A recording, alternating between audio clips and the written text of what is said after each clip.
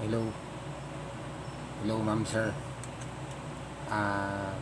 Kumusta na po kayo? Medyo nakat po yung ating pinag-uusapan dito sa bali continuation na po ito nung powerful principle to get rich. Principle number 1, passion. Medyo naubusan po ako ng memory sa cellphone. Cellphone lang po kasi sa mobile phone lang. So, tinanggal ko muna yung mga files na nandito. Tapos, habang hinihintay ko tinatanggal, nakatulog pa ako.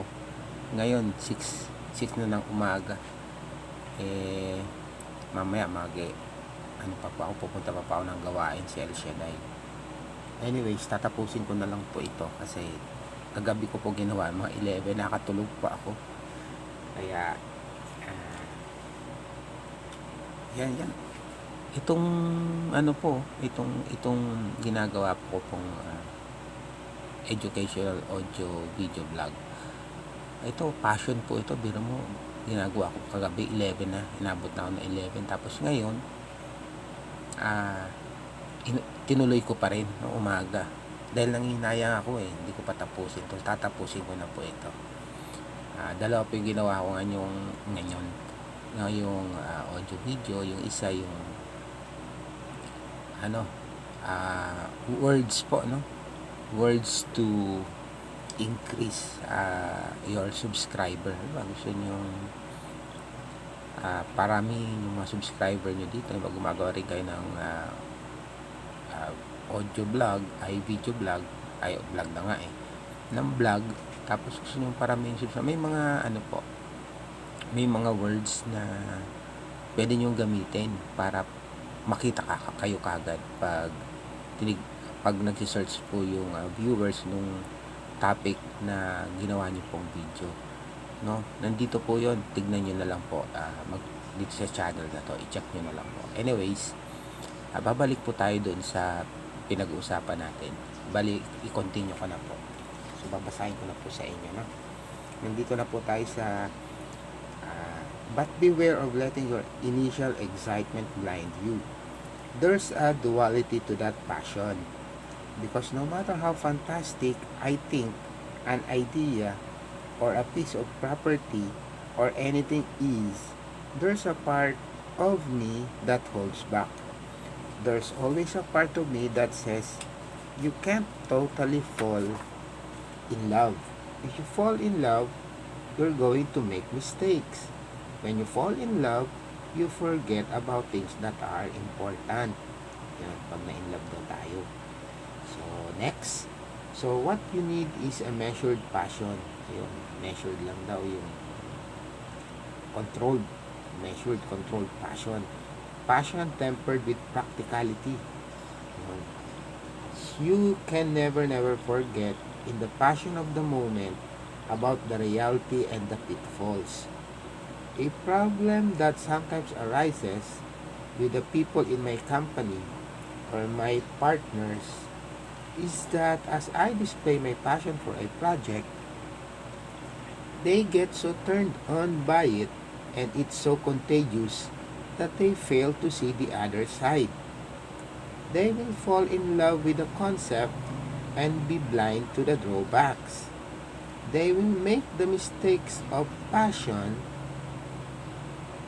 So when I come to them later and say, well, that's a stupid thing, they'll be totally shocked. They'll sputter. But you said that. Next paragraph. Because what they don't see is what's happening inside me. As soon as I fall in love, the logic steps in. I start analyzing, questioning, weighing everything that made me feel that way against the cold, hard facts. And through that process of looking at the reality, I start chopping it down to a level that mixes the passionate with the practical until I arrive at what is possible. Ito parang magandang no, sir? Parang magandang ilagay ito rito. Teka, ilalagay ko nga po ito dito sa PowerPoint. Tatype ko lang po type ko lang.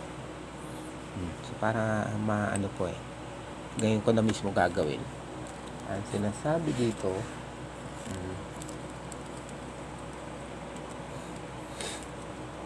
ay type ko lang po sorry.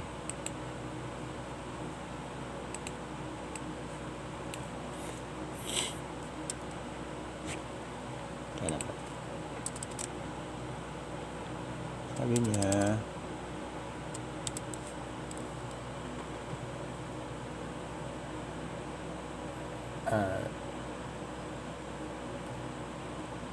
daw copy the line. A level start chopping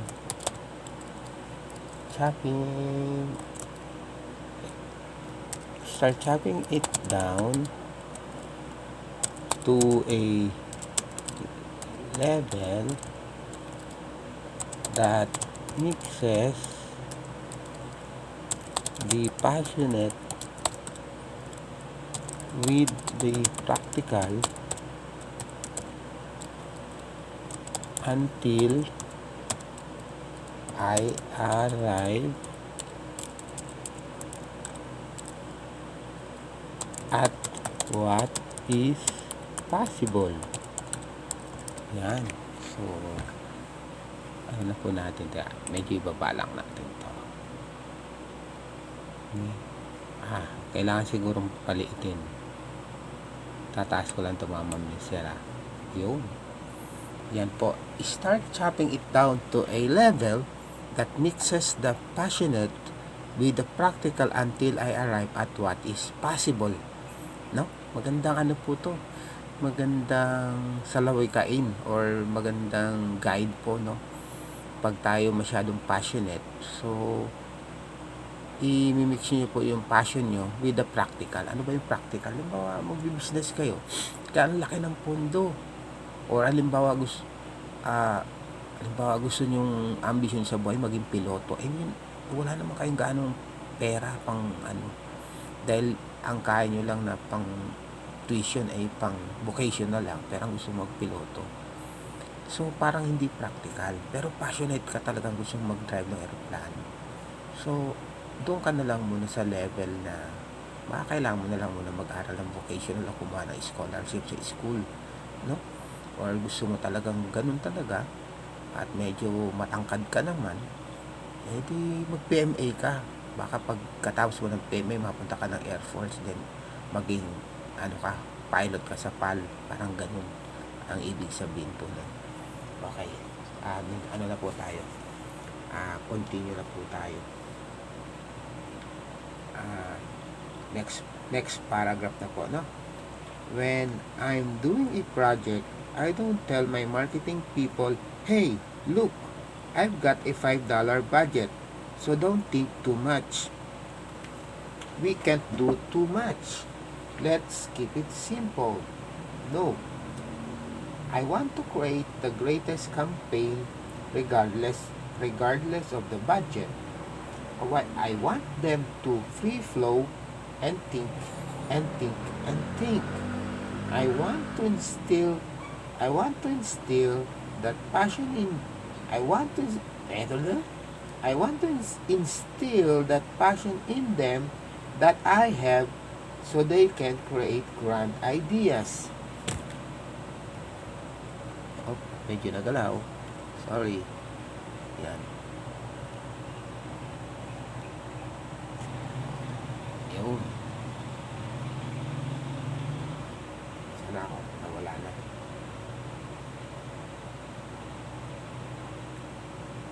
Ako nawala na. Ito pala. I don't want to take their passion and their creative juices and in any way curtail them during that sorry. Muna tayo po na bumagsak itong aking ba talaga pag hindi high-touch. Hindi po kasi high-touch itong gamit ko eh. Jurassic lang po. Ayan, gumagalaw. Sorry po ah.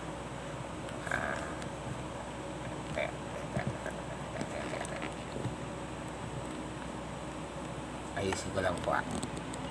Ayan, ayan, ayan, ayan, ayan.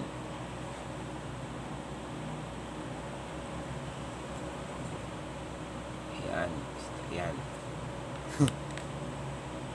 Grabe. Okay na po yan. Okay na yan.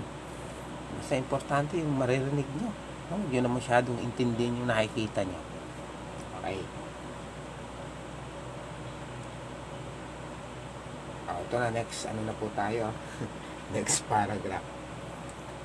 After they come up with their pie in the sky visions, then we start scaling back until we find the place where their dream and the budget coincide.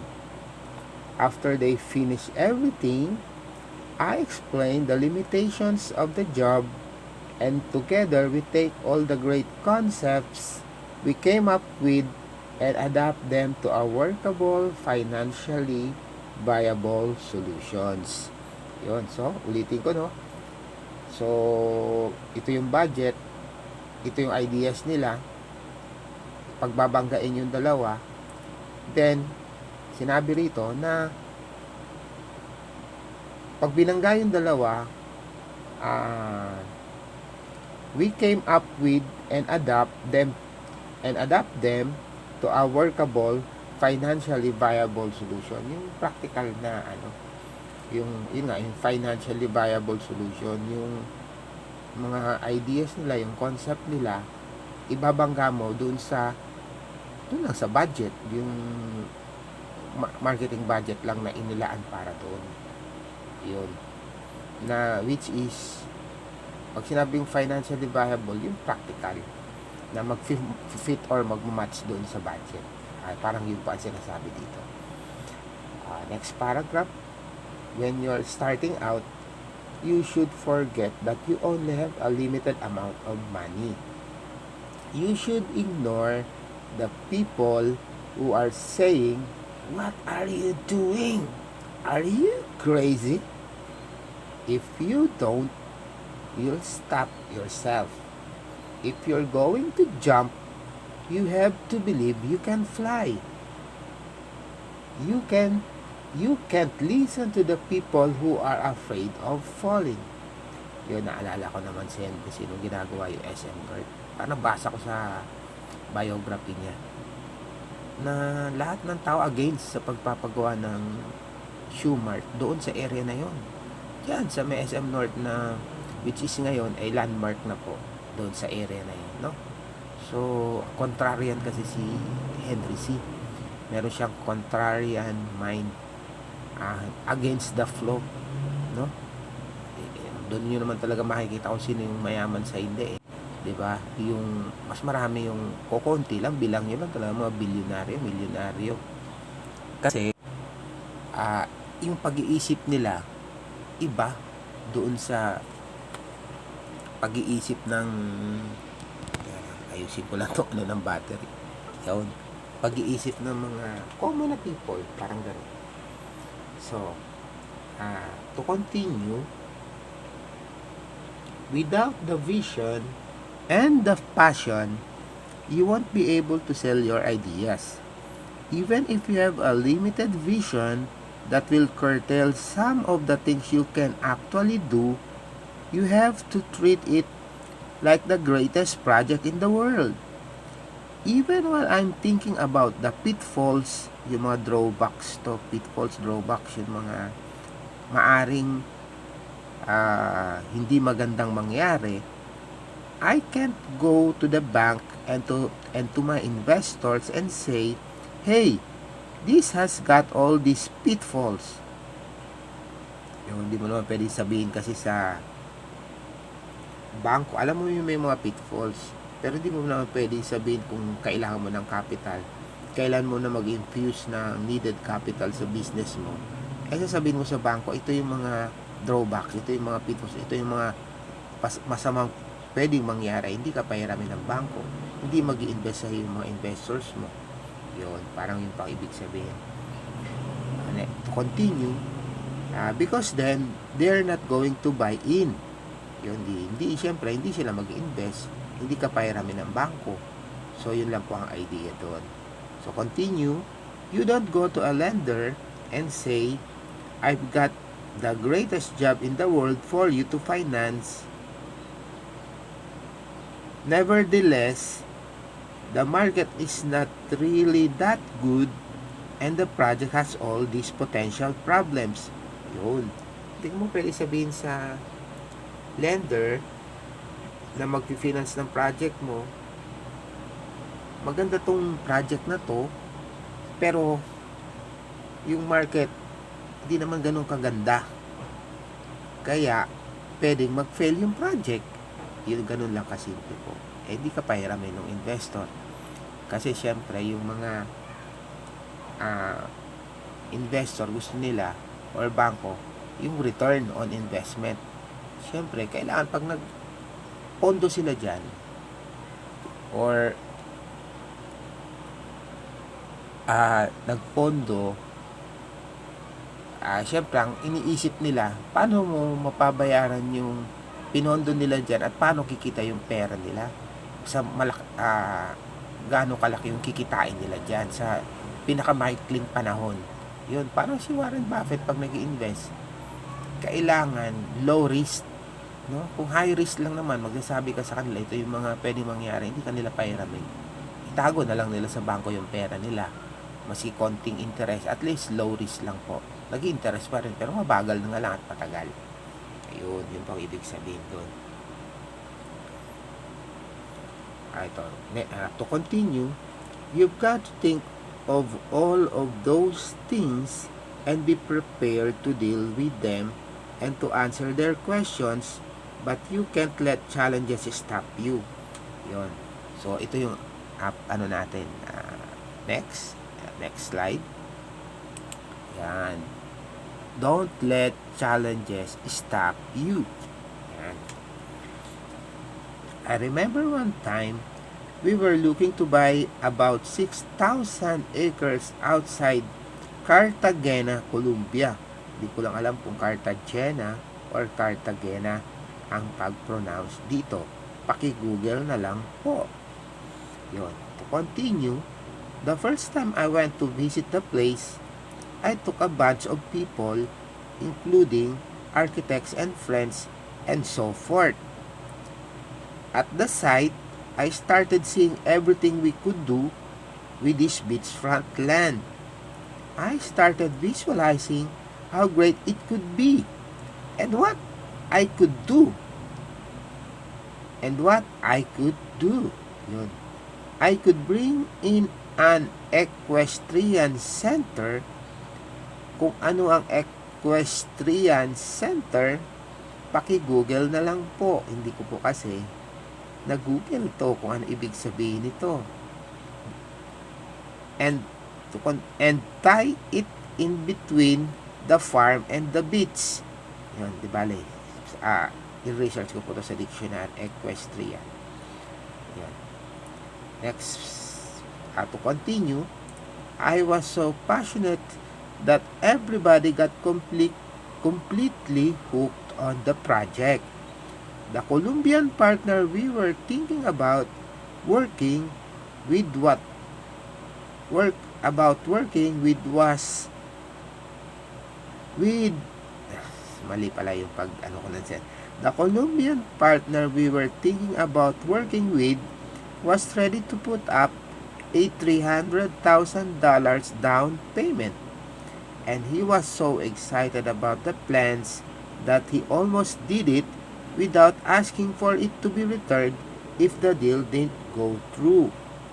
We stayed in Cartagena for 2 or 3 days, and I kept on going back to the site and looking at the beach.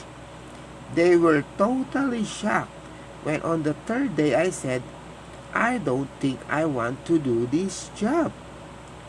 What happened was that By then, my practical side had kicked in and led me to reality. But there I was with all these people shaking their heads and saying, "But I thought you told me the beach was incredible." And I said yes. But when I said that I hadn't actually put on my bathing suit and gone out there and found out that it's more mud than sand. Yun, parang ano po to parang rhetoric, hindi, parang, hop, nagalaw na naman yung ating, laging ang daming commercial, no?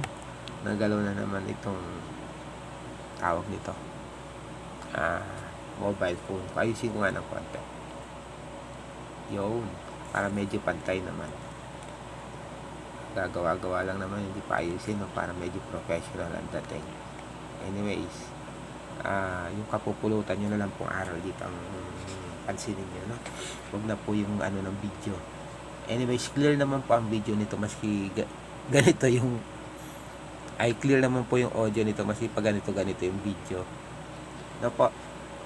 Yan. To continue,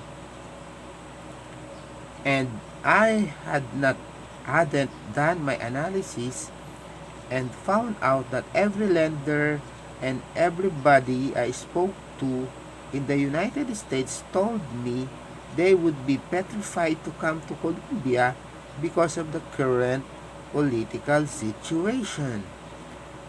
So after all the initial excitement, the reality overtook the passion that had gotten me excited about the job. First, always you need passion. Then as you investigate your ideas and attempt to make them coincide with reality, you might change your plan or end up discarding it altogether. Or you might find out that your passion totally checks out and you can say confidently, "I'm in the right location and I'm in the right place and I'm in the right program." But without the initial passion, you're never going to get to that level. Because if you want to get everybody to be on board with you, you have to believe it deeply yourself. If you doubt, so will everyone else. I don't know who said it first, but it's true. Failure is not in falling down, it's in not getting up. You're going to get knocked down. You're going to feel defeated. You're going to hear a lot of no's, a lot. I still do. But when I'm down, I know I just have to get up and regroup. I have to rethink it differently and give more to the next battle so I do better. So, magandang ano to no? Lagay nga natin dito sa PowerPoint. Type ko na lang, no? Failure, sabi dito, so lagay natin i-ano pa natin to. Yun. Ay. So, lagay pa na. Saan ba yun? Sabi dito, failure, fail. Sabi, hirap nitong i-kapain sa, ano, ay, lumiit. Kaya,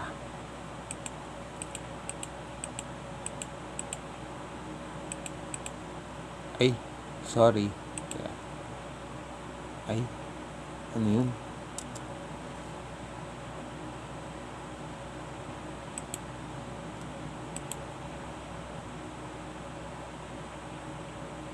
Wala. Yun lang.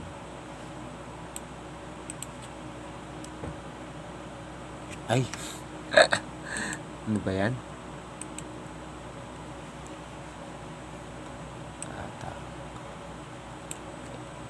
Ito lang. Dito lang po. Pasensya na po Kaya baguhin ko lang to. Type ko na lang. Di ko po na ano kanina, no? Talagang ano pa no? Novice. Yung baguhan pa lang talaga sa ganito. Anyways, habang tumatagal po ginagawa ko itong mga audio vlog na to, ano rin po ito, may improve din po. Failure, yan. Failure is not in falling down, it's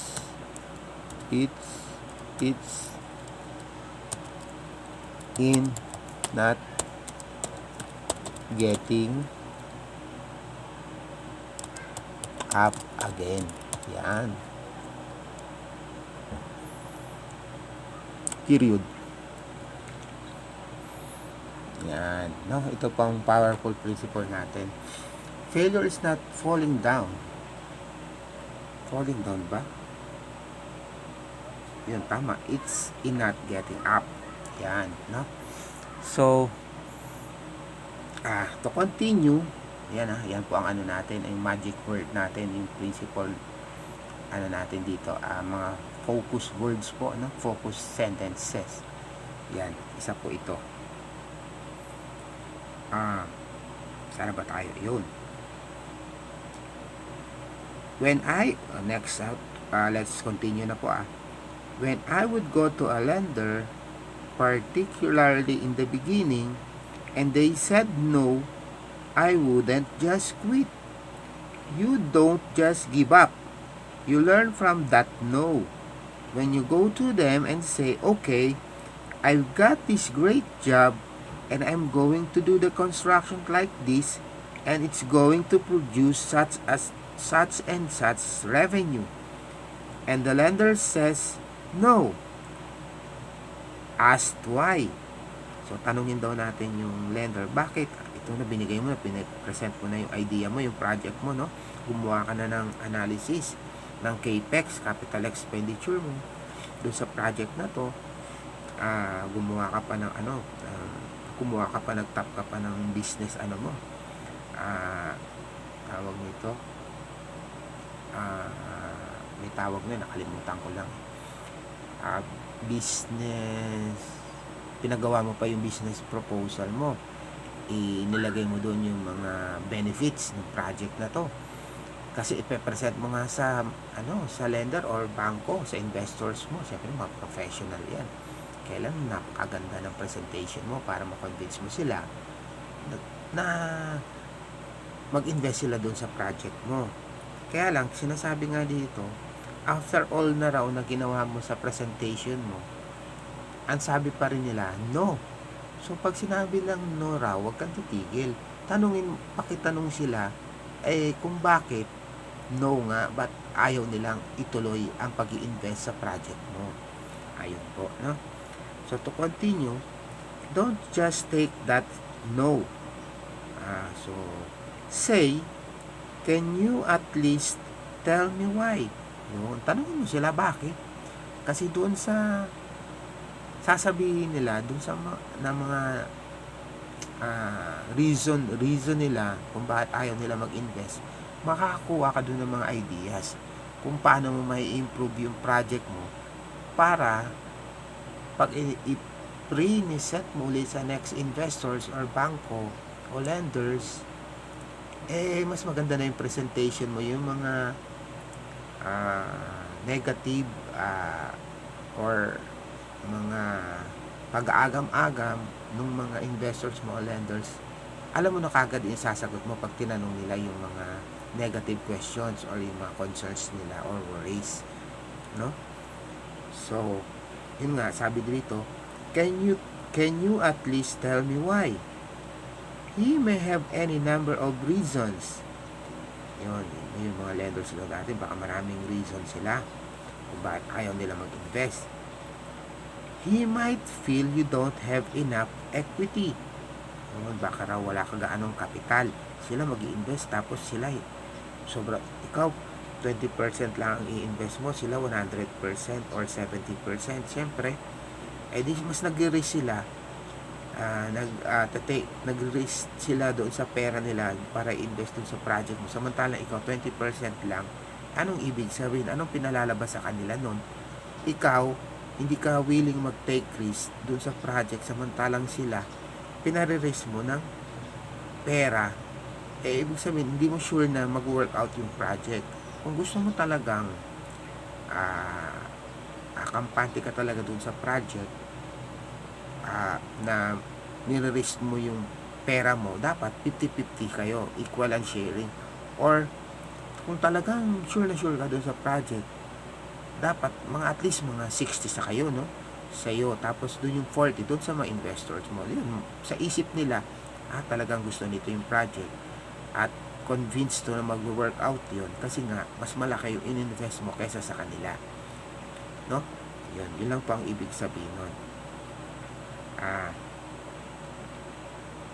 Yun nga, or sabi nila, or according dito sa book, that your contractor is weak. Yun, baka feel nung lender may nayo mong contractor mo or may history yung contractor mo na hindi tumatapos ng project, or may mga history na hindi rin nagbabayad yung contractor mo. Baka kasi yung contractor mo lender din dun sa bangko at nag-default. So ito nga, to continue, or he might not believe your income projections. Yun. Pag sinabing or they might or he might believe your income projections, ibig sabihin baka sinasabi mo, ito mag-invest kayo dito, kikita ang pera nyo ng sabihin natin 20%, no? So 30% in 1 year. O di ba, malaki na 'yon. Yung pera mo, i-invest mo yung 1 million mo. In 1 year, kikita ng 1.3 million kasi 30%. O samantalang kung ibabangko mo yung pera mo, magkano lang? 0.00 something percent. No, ang liit. Sa isang taon, patutulugin mo yung 1 million mo, baka multiply